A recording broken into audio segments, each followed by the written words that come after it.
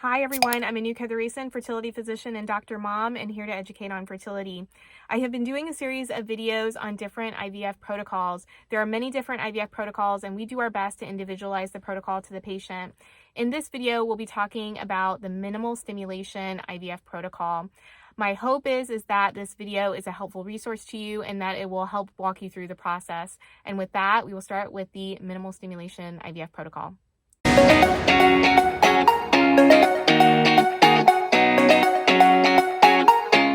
Let's start with how do you prepare for the process? So one of the first things we recommend is healthy lifestyle, diet, and exercise. So in terms of diet, we usually recommend the Mediterranean diet. So lots of fruits and vegetables, healthy fats like avocado, olive oil, poultry, fish, these type of things. In terms of exercise, so we don't want you exercising during the actual stimulation process, but in preparation for IVF, exercise can be important. So we recommend 4 to 5 days of good cardio for 30 minutes, intermittent weights, just overall trying to be healthy.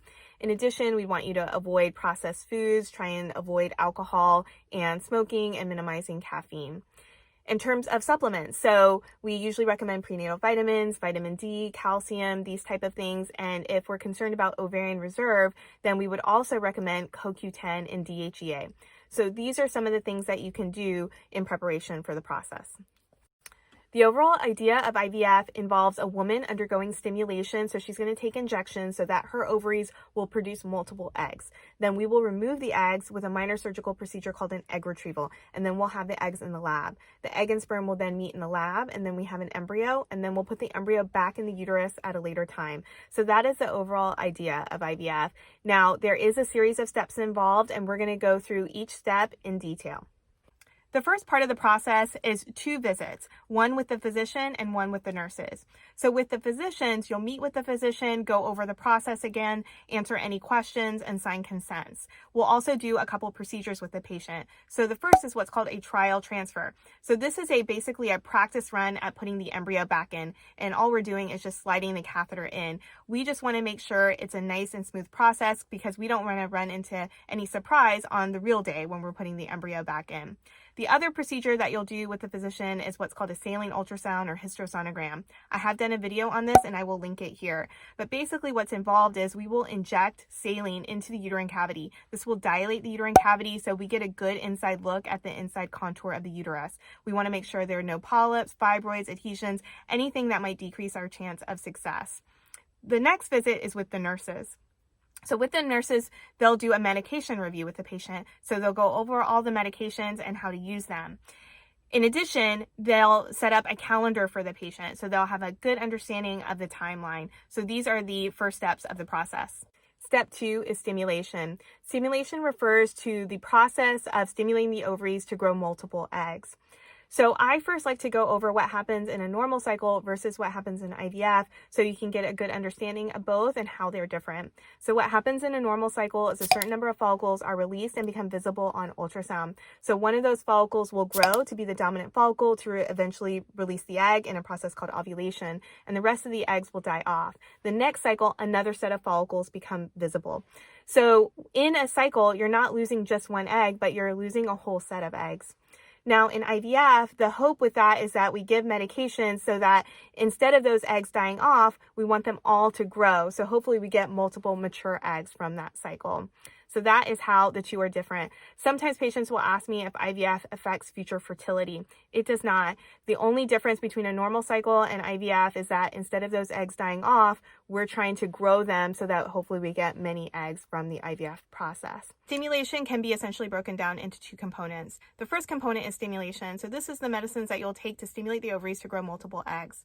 The next component is suppression of ovulation. The reason for that is if you were to only take the stimulation medicines, there would be a risk for ovulation, and then we would lose the eggs, and that is not what we want. So that's why we have to suppress ovulation. Now let's go through the process in a little bit more detail. The first step is to call with your period, and then we bring you in on cycle day 2 to 3 and do ultrasound and blood work and make sure everything looks good to start. Then we'll start either Clomid or Letrozole, and usually that's for a period of 5 days, and that is to stimulate the ovaries to grow multiple eggs. Then we'll start injections after the Clomid or Letrozole, also to stimulate the ovaries to grow multiple eggs. And the injections can either overlap with Clomid or Letrozole, or it can start after the Clomid or Letrozole. Then we'll start an injection later on during the process to suppress ovulation, and that's called an antagonist. Usually we start that when the follicle reaches about 14 millimeters in size. The injections usually are 1 to 2 injections a day during this process, more towards the end. And the duration of stimulation overall lasts anywhere from 8 to 12 days. It just depends on the woman and her response. And then we'll bring patients in during the process for blood work and ultrasound to monitor how she's progressing. These are usually in and out visits in the morning, so we don't interfere with work. And then we'll call the patients in the afternoon with the results and the next steps from there. Now let's go over the medications so you're a little bit more familiar with the terminology. So the first medicine to stimulate the ovaries are Clomid and Letrozole, and these are pills that you'll take orally. The next medication are the injections to also stimulate the ovaries, and the injections could be Gonal-F, Follistim, or Menopur. And the last injection is the antagonist to suppress ovulation, and that is Ganirelix or Cetrotide.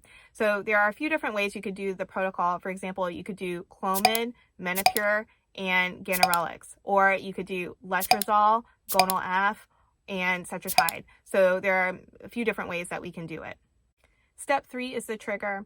When the follicles reach the right size, we will trigger ovulation, and the point of this is for the last steps of egg maturation. The timing of the medication is very important. We will time the egg retrieval 35 to 36 hours after the trigger. And the most common trigger that we use with this protocol is Novorel. Number 4 is the egg retrieval. The egg retrieval is a minor surgical procedure that we do to remove the eggs. It's done under ultrasound guidance and with anesthesia. So how the procedure works is once you're under anesthesia, we will put a speculum in and we will perform a lavage, basically a cleansing of the vagina. Then we will put the ultrasound probe in, and there is a needle guide above it. We will feed a needle through that needle guide, and it will go basically through the vaginal wall and into the ovary. When it's in the ovary, we will step on a pedal. This will activate a suction mechanism. So we're actually suctioning the fluid out. Each follicle, in theory, has a microscopic egg that we can't see. So as we're removing the fluid, the egg should be coming with it. It'll travel through the tubing into a test tube, and then we hand the test tube off to the embryologist. They'll look through the fluid under a microscope and identify the eggs. The procedure length varies depending on how many eggs are there, but generally speaking, it's about 15 to 20 minutes, and patients will go home the same day. Step 5 is fertilization. We will obtain a sperm specimen the same day of the egg retrieval, and the egg and sperm will meet that same day. There are 2 ways to do fertilization. One is with conventional IVF, and the other is with ICSI, which stands for intracytoplasmic sperm injection. With conventional IVF, we put a certain number of egg and sperm on a petri dish and let them meet on their own. With ICSI, the embryologist will identify the best looking sperm and will directly inject the sperm into the egg. Some reasons why we do ICSI is if the patient had a previously low fertilization rate in a previous IVF cycle, if the eggs were previously frozen, if the man has a male factor, or if we're planning PGT.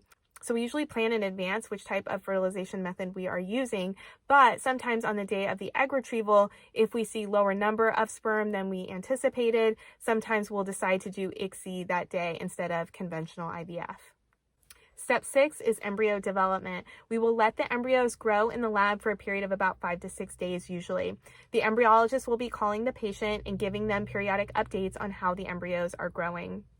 Once the embryo gets to the blastocyst stage, which usually happens after 5 to 6 days of growth in the lab, we have 2 options. We can either put the embryo back in, which is called a fresh embryo transfer, or we can freeze the embryo for the plan of putting the embryo back in a later cycle, and that is called a frozen embryo transfer cycle. Doing the frozen embryo transfer allows us the option of doing PGT, which stands for pre-implantation genetic testing. This leads me to step 7, which is PGT, or pre-implantation genetic testing. What this is screening the embryos to determine which embryos are genetically normal. How it works is when the embryo reaches the blastocyst stage, the cells have differentiated into the inner cell mass, which becomes the future baby, and the cells on the outside of the embryo, which is called the trophectoderm, and those cells become the future placenta. So PGT means we are taking a sampling of a few of those cells that would become the future placenta, get the genetic makeup of those cells, and extrapolate the genetic makeup of the embryo that way. So we get the chromosome number, and there's 46 chromosomes, so it's a very thorough test, and we get the sex, and you can choose to know or not know the sex depending on your preference. It's overall about a 96% accurate technology, so it is very accurate, but there is a small error rate there. The benefits of doing this is that it helps us to increase our success rate and decrease the miscarriage rates. If we do PGT, it takes about 2 weeks to get the results. Number 8, meeting with the physician. About 3 weeks after the egg retrieval, we'll meet with the patients, we'll go over the outcome of that cycle, and we'll review family goals, and we'll see if their goals were met with that IVF cycle, and then we'll discuss next steps from there. That is IVF in a nutshell. I hope you guys found this video helpful. If you did, please give the video a like, subscribe down below, and if you have comments or questions, please leave them for me there also. Thank you guys again so much for watching, and see you in the next video.